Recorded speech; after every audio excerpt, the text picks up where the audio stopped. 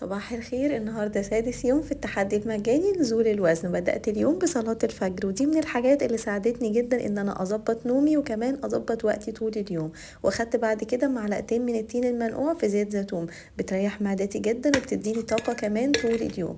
وحضرت المشروب الاخضر اخدته وانا بحضر الفطار بتاعي. الفطار ده مشبع جدا، افوكادو وبيض وجبنة قريش. ممكن تعملوه باي طريقة بس انا بحب الطريقة دي سهلة وسريعة.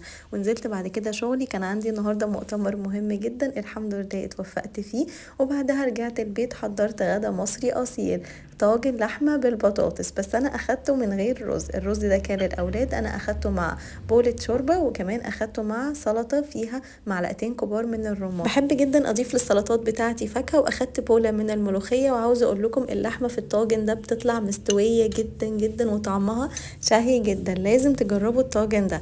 بعدها كان عندي يوم شغل طويل جدا، حبيت اخد مشروب يظبط المزاج بتاعي وهو الشاي بلبن. والشاي بلبن معانا في الدايت مفيش منه اي مشكلة. خلصت شغلي وبعدها بدأت اخد البودنج اللي احنا حضرناه مع بعض امبارح. وكده اليوم خلص، واستنوني في يوم جديد وتحدي جديد. ولو لسه ما اشتركتش معانا اكتب تحت كلمة تحدي هيوصلك التحدي كامل.